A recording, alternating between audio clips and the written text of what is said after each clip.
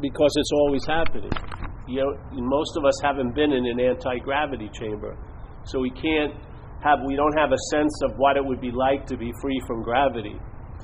So we live in this state, this constant state seemingly, that its influence is very great, but it's never noticed. There's no big papers on, there's no the effects of gravity psychiatrists or therapists, I got to see my gravitational therapist today. I really got a drag with this gravity affecting me. I can't fucking go up the hills I used to go. I can't even get on my pants. I can't even get the gravity pulled down. So, but there's no like businesses based on it. Yeah, it can't be used much, so it's not noticed. But its influence is quite great. And usually, when you notice its influence, when you do something that initiates a larger contrast of effect, like going up a steep hill, you'll blame it on the hill. You won't notice that it's gravity. Yeah, you just went upstream against gravity. You're going to feel this pressure, but it's not the hill. If you're on a moon, you'd be leaping over those hills, yeah, because there's not as much gravity. Yeah, so your whole experience, overall sense of being you and being the you that acts and does this, would be changed just by that one influence taken away. And conversely, then because it's on you, we're incredibly influenced by it as a body experience, yet we don't notice it much at all. But if you do go into an anti-gravity chamber and you float around, what you feel is you're relieved of the effects of gravity. Yeah. But unfortunately, the anti-gravity chamber is just a chamber. When you leave it, you're back under the effects of gravity again. And maybe you'll notice them for a day or two, but you'll probably get back into step and just, this is just the way it is. Yeah. A lot of times people get a hit on this message and they're freed from that gravitational pull of selfing. They have an experience or an event that they're free. It's not the freedom, because the freedom is that it never happened. But there's an event that they're free, and so they maybe for a week or two they're feeling really good, but then the old gravitational pulls start affecting them again. And the way the mental state, the only way it can interpret it is in a very failed way, and so it'll interpret it that I did something to lose it, I was in it, I was in that state, and therefore I didn't do enough to stay there, or I did something else that exiled me from it. So again, you become the relevant player when you really have nothing to do with it. Yeah, you just sort of you had the relief from the gravity. Yeah, you thought that it's something to do with you, but you left the gravity chamber, and now the anti-gravity chamber's effects aren't available, and the you becomes dominant once again. Yeah. Yet what we want to have the experience of the anti-gravity chamber, but as the you. Yeah, we want to still be the gravitational pull of selfing, so to speak, or that very influential mental dynamic called selfing. We'd like to get relief from it, but we want to get relief from it as it. Yeah. So we want to have like constant anti-gravity chambers or anti-self chambers, so that the self can go in, but leave and have an experience, I was free from me, and but only to be bound, to be free, to bound, free, bound, free, bound, free. It's insanity to me, but whatever, So here, there's like an old Zen thing called Faith Mind. I really like. If you ever get a chance to see it, just look up Faith Mind. It's on the internet. It's like a 5-page dissertation, or just like a couple of stanzas. And his basic take is, he says, the great way is perfect and clear. I'm paraphrasing. But then he always comes up with next, but if you have opinions, you won't see it. Yep. So this is one of the rubs in this message, is from the solutions point of view, there is no problem. But from the problem's point of view, there is a problem. Yeah? And we're looking for a solution. If you find the quote-unquote solution, it informs you there was no problem. Yeah? All right. So when I'm here and I'm in this world of gravitation and I'm doing this and that, and I'm getting seemingly occupied by viruses and everything, and things happen to me that I don't want to happen to me. like a lot. So your powerlessness is constantly being exhibited. That you really don't have any say, like it's a crapshoot here, basically, you know? You could be like Howard Hughes and still get a virus, you know? You can wear Kleenex boxes and this and that if you had enough money. You could live in a, you know, you could try to live in an anti-gravity chamber, but you'd be living it as that which is drawn or actually produces the gravity, which is the selfing, yep? So if you hear this message, yes, you know, stop searching for the truth. Just stop cherishing your opinions. So it shows you that in this equation, the truth isn't more powerful than the opinions here. That opinions can block you off from the truth here in this dream world. In the seeming reality overrides the reality. In the seeming reality, in the reality that's appearing to be true or false to me, that reality is overriding the reality. So he would always say the stanza and say, oh, everything is great, but if your mind's doing this or that, it's not. You're not going to get it. You're not going to see it. And he does it like 5 pages of it. And then finally just says, hey, just yell out, not two, you know, just give up the freaking ghost. and then basically chill out, and everything will be seen clearly. But not by you. Yeah? Because the you represents a process that isn't about seeing clearly. It's about looking in a very strange way called self-centeredly. Yeah? It's always looking or receiving everything that comes towards it as the one who's receiving it. Yeah? So when it hears a message, it can't get that it's the message. Yeah? So it hears a message. It hears a message, but it can't get that it is the message because it's gotten itself to be something else already, seemingly. So like when the sheep hears the message of being a lion, it can't help but translate it into I can become like a lion because there's a very big elephant in the room, which is identification as what you're not. Identified as what you're not is what's cherishing opinions, is what's seeking the truth, is what's seemingly all its activities and all of its assumptions are what's overriding the reality here, which is in the fact from the solution is an impossibility, but in the dream it can seem to be so for 80 years. You can seem to walk around and not run into everywhere here. You can seem to be right in the midst of that space and not be able to entertain it. Yeah? It's so insane. But it is insane, truly, and it can't possibly have ever happened. That's the solution. Yeah? So all the shenanigans that it's up to, all of its pontifications and saying, this happened to me and therefore I'm this or whatever, it's all huffing and puffing. But all the houses it's trying to blow down are only seeming houses. It's all defined by a time. There's no reality in time other than timelessness. That's the only reality there is in time, is timelessness. There's no reality in all these somethings except nothing. That's the reality, yeah? So you hear the message, and hopefully not just hear the message, by the hearing the message may trigger a little bit of shift, like a recalibration, where your head will move a little bit out of the reference point of being a self, yeah? And immediately you start seeing from what you are hoping to be looking from someday. You start seeing from not an experience that you are having, but you start seeing from the absence of you, in a way. Yeah? It moves. Doesn't even have to be much. It's recalibrated and everything is seen differently. Yeah? Just a simple recalibration. And if you hear the message's point is not to be studied, it's to be heard. Yeah? It's a hearing.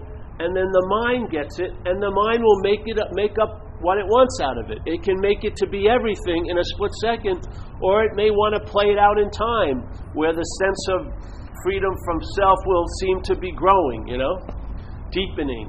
All these senses. It's like the artist may use a brush and paint very slowly, or just be a big flash of paint immediately. It has nothing to do with any reality, and it is whatever mind wants. So I believe, I have faith in mind. I have so much faith in mind that I'm not going to give you anything to do. I have so much faith in you that I'm not going to give you any freaking thing to do. Just going to do what was done for me. Offer the possibility and see where it goes. Yeah? And if it doesn't seem to be happening, maybe ask, who doesn't it seem to be happening to? And if you're not that, you won't be looking for it to happen, and maybe you'll realize it's always happened. Yeah? And if you're having difficult or seeming difficulty, you come here, and the message will hopefully be the same year after year and after year, because the quote-unquote solution hasn't changed. So how could the message change about it? That's its verification. It rings through for thousands of mythical years. The same invitation has been offered. Hasn't been doctored up or adulterated or turbocharged or extremely juiced up. It's always been available if you read these scriptures, or if you even way back past the Vedas and everything. They've always been pointing it out, yeah? And that's why those scriptures are so valid to this day, because that has not changed, therefore the message around it hasn't changed. Yeah.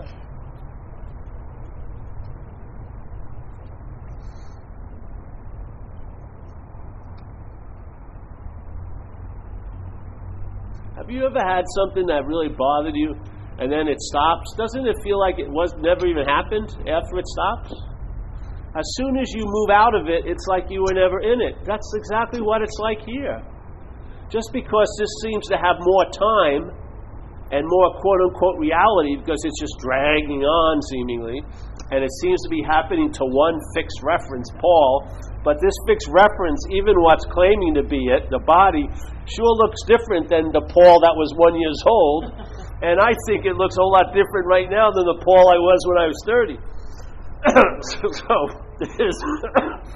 even the reference point is changing quite a lot. Yeah? But just because it has time over it, just because we see a lot of things come and go and us stay there, yeah, that doesn't give us any more relevance, which, like an insect, wakes up into existence at 9 in the morning, hurries up and eats and has sex, and then dies at 11. So he has like a 2-hour span, and we go, Jesus, look at that. It sort of gives it a sense of unreality, like, fuck that, I'll step on that thing. Let's say if the insect lived 80 years and was called Bill and lived next year, you'd have a different relationship with the insect. But because it's like a flash in the pan, now that doesn't give it relevance. So that feeling of being a long-lasting, separate, independent entity is really part of the selfing. This long-lastingness, we see a lot of things come and go, and there's a subtle assumption that we don't come and go. And that's why a lot of people are scared shit of dying, because they think they're going to end. Yeah. The whole point is, what's thinking it's going to end, and it can be totally, totally truthful to itself. I'm going to end. It never actually began. It's just a voice box talking as if it's a someone under here. Yeah. And from its relevant point, it's scared shit, because it's going to hit a point where I haven't lived enough. It's never lived at all. All it is, it's Howard Cosell. It narrates a football game. It's never played a game in its life. Howard, go out for a pass. Oh, fuck, that's crazy. But there he is pontificating about football. He never even fucking played. This is what the head is like. It pontificates as if it knows what's going on here. I know who gave me this cold. Oh, you know what I mean? I know, it was my parents. They fucked me up. And then you get some kind of a false security. Oh, yes, now I know I am fucked, but you're still fucked. Wouldn't you rather have an upgrade in a solution where if you knew the solution, the problem would be solved? Yeah. I think I'd like that kind of solution. If you're going to pick accessories to be, why not pick the good one? Exactly. Well, the thing is, I see the dilemma where someone says, all right, well, from the solutions point of view, the problem is imaginary. But obviously, from the problem's point of view, and there is no solution problem really, just a way of explaining. From the problem's point of view, there's a need of a solution, a great need of a solution. Yes, so there's this contradictory thing, because you got one foot in the ofness and you got one foot in the inness. And they're quite different, like water and oil. So the ofness rules don't seem to be applying in the inness rule, because this is our special little private Idaho here. We're dreaming. We're dreaming. We've excluded the possibility of allness everywhere at all times. We've excluded all this to put more of a spotlight on us as this separate, long-lasting, independent, separate entity. Now, we can have a God, but we don't want to be God. Yeah, we want to have a faith, but we don't want to be faith. Yeah, it's different. It's a different ball game. And this stubbornness of bitching about gravity, all the other things that we can imply with that example. Well, what would happen if you got relief from it? How long would you stay in the anti-gravity chamber? Probably not long. You want to get right back here to tell everyone what it was like to be free from here.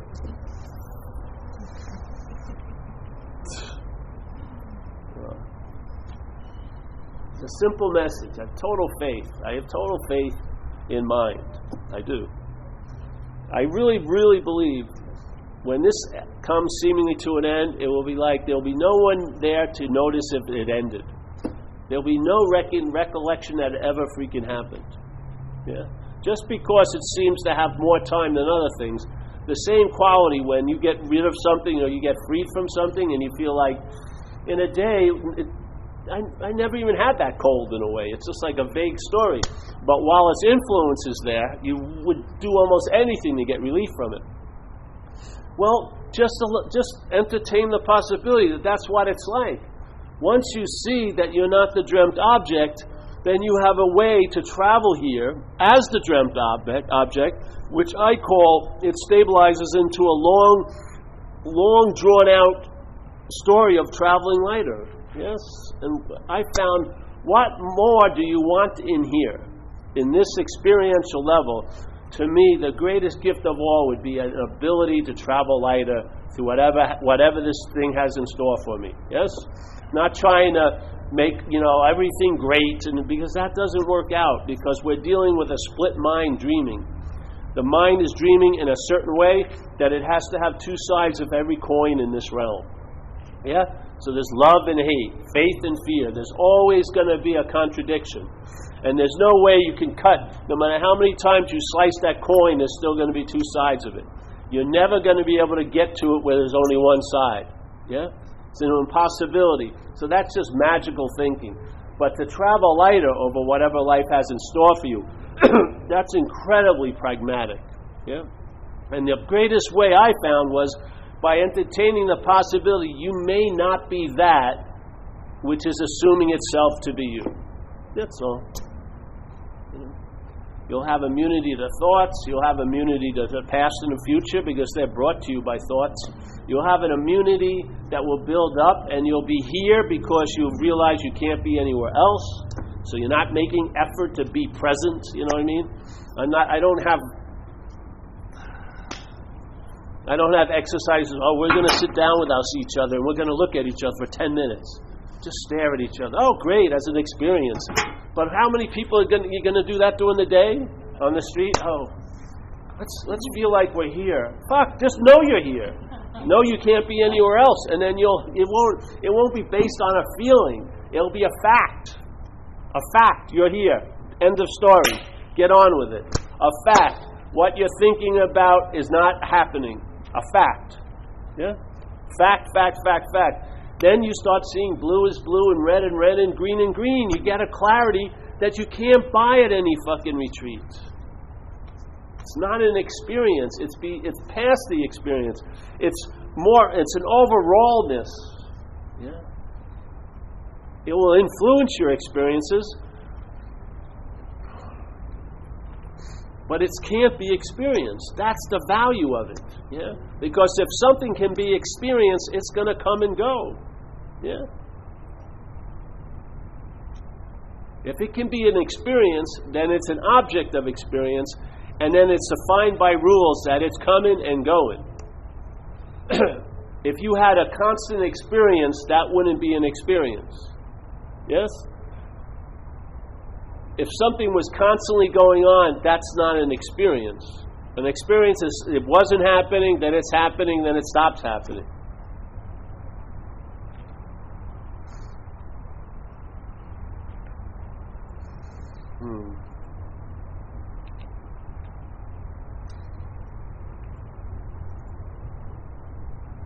Like my body with this virus, it feels like the virus left, but it left some embassies.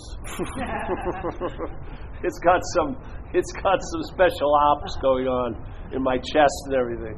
So I'm free from the virus, but am I really? You know.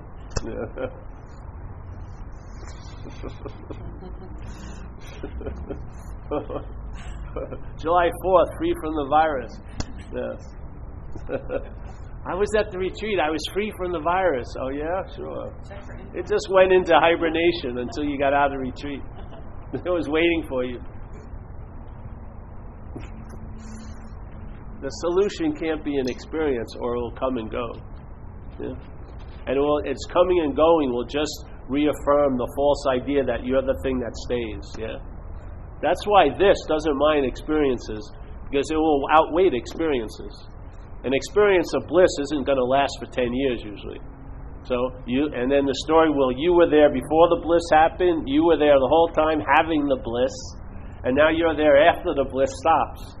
Yeah? Once again, everything that's experienced is used to point out the experiencer. That's the bondage of self. It's not what you're experiencing, it's how you're experiencing. So, I'm going to keep it short today, because I'm not... Yes, my body is fatigued. The body is fatigued. It's been under duress. And none of you called. I was very upset with my cult members. None of you. There was no soup at my door, no oxtail soup, no office for foot massages. Yes, I'm disappointed. Oh, you didn't know? Oh, I blame you for that too. You should have known. You should have a pulse of how my condition is. I wouldn't have, every day it should be, how is Paul doing?